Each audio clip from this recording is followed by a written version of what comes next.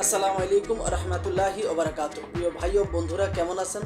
আশা করি সবাই ভালো আছেন। দেশ ও প্রবাস থেকে যারাই এই মুহূর্তে ভিডিওটি দেখতেছেন, আমার পক্ষ থেকে রইল আপনাদের জন্য আন্তরিক মোবারকবাদ। আমি চাই আপনারা ভালো থাকেন, যে দেশেই থাকেন না কেন, যে কাজই করেন না কেন, আপনারা যেন সবসময় ভালো থাকেন। আল্লাহ তাআলা রব্বুল আলামিনের কাছে এই প্রার্থনাই করি, প্রিয় মালিক যেন আমার দেশ এবং প্রবাসের ভাইদেরকে সবসময় সর্বদা ভালো রাখেন।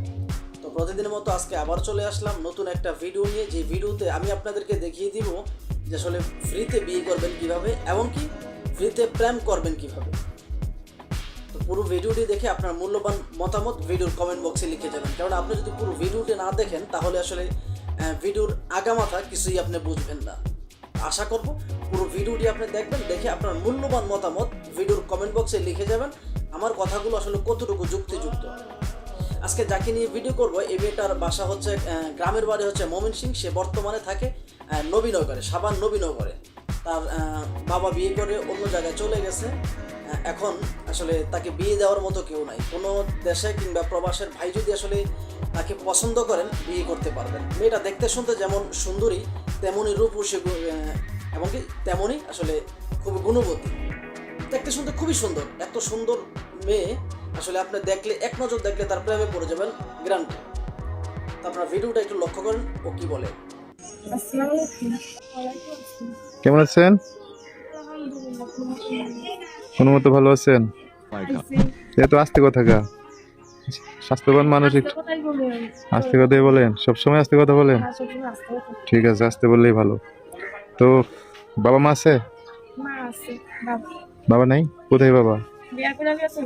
হ্যাঁ, কই কি বিয়ে করে চলে গেছে? ভাই বোন কজন? ছোট ভাই একটা আছে। পড়াশোনা করছেন? বেশি করেন নাই? গ্রামের বাড়ি কই? হ্যাঁ, এখন কি ময়মনসিংহে থাকেন? কই কি বন্যা হয়েছে? ঘর বাড়ি ভেঙে গেছে গা? তাহলে এখন বাড়িতে গেলে থাকবেন কই? দেখলেন তো মেয়েটা সুন্দরী না? অবশ্যই যে ছেলে তাই এই মেয়েটাকে বিয়ে করবে, আমি মনে করব সে আসলে পৃথিবীতে আল্লাহ তাআলার একটা হুর পেয়েছে।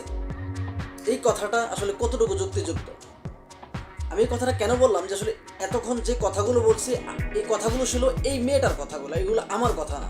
তবে বাস্তব কথা হলো গিয়ে, প্রকৃত মেয়ে কখনো আসলে এই সমস্ত বিয়ের নামে, যে আসলে হেল্প সহযোগিতার নামে বা অসহায়ের নামে রমরমা ব্যবসা করতে পারে না। এবং যেই সমস্ত ইউটিউবারগুলো ক্যামেরার পিছন থেকে ভিডিওগুলো তৈরি করে, আমি তো মনে করি সবচেয়ে বড় দালাল ওই ইউটিউবার। ওই ইউটিউবারকে আগে খড়ির সাথে বাইদা আধা ঘন্টা পিটাইলে আমি মনে করবো যে আসলে সব ধরনের সত্য কথা বের হবে। আজ পর্যন্ত কতজন মানুষকে ফকির বানাইছে এই সমস্ত কথা বলে। কেননা বাংলাদেশের মধ্যে সবচেয়ে বড় ব্যবসা যদি হয় তাহলে এই প্রতিবেদনের ব্যবসা। কেননা এই প্রতিবেদন ব্যবসা 200-500 টাকা খরচ করলেই আসলে লাখ টাকা ইনকাম করা যায়। লাখ টাকা ইনকাম করা যায় কিভাবে?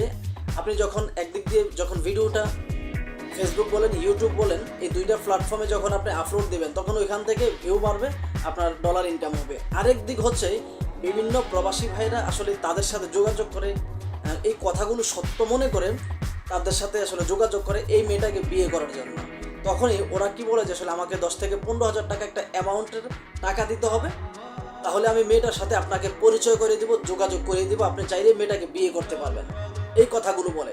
কিন্তু যখন আসলে কোনো প্রবাসী তাদেরকে টাকা দিতে রাজি হয়, তাদের সাথে এতটাই পরিমাণ ভালো ব্যবহার করা হয় যে আসলে মনে হবে ওই ইউটিউবার দালালগুলো কোনো মক্কা মদিনার তো ব্যতীত কাকরাইল মসজিদের ইমাম সাহেব।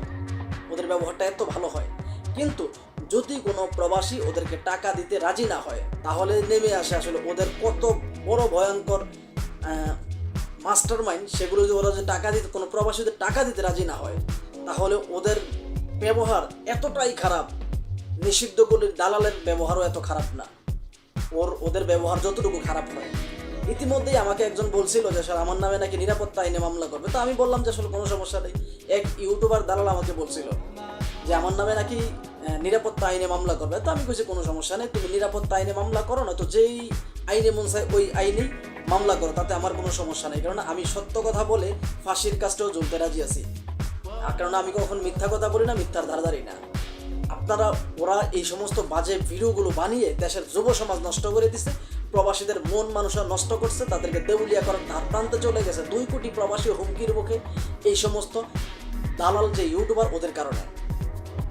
তো আপনারা সর্বদাই এই সমস্ত ভিডিওগুলো থেকে দূরে থাকবেন, কারণ আপনারা যদি এই সমস্ত ভিডিওগুলো দেখেন তাহলে ওদের মায়ায় আপনারা পড়ে যাবেন। কেননা ওরা শুধুমাত্র আপনার কাছ থেকে টাকা ধান্দা করার ক্ষেত্রে পৃথিবীতে এমন কোনো কথা নেই যে ওরা বলবে না। আপনারা যদি চান আপনার সাথে কিন্তু সেক্সুয়াল বিষয়ে কথাও ওরা কিন্তু বলবে, শুধুমাত্র টাকার জন্য। দুষ্টু টাকা। ডিপজল একটা মুভির মধ্যে বলছিল যে শালার টাকা ইমান নষ্ট করার 1 নাম্বার কারিগর। কথাটা কিন্তু একদম বাস্তব কথা। তো যাই হোক, এই ভিডিওটি আসলে কাউকে উদ্দেশ্য করে বানানো হয়নি, শুধুমাত্র সতর্কমূলক ভিডিও। প্লিজ কেউ খারাপ মন্তব্য করবেন না। ভিডিওটি ভালো লাগলে লাইক, কমেন্ট, শেয়ার এবং কি চ্যানেলটি সাবস্ক্রাইব করে আপনাদের পাশে থাকার সুযোগ দিবেন।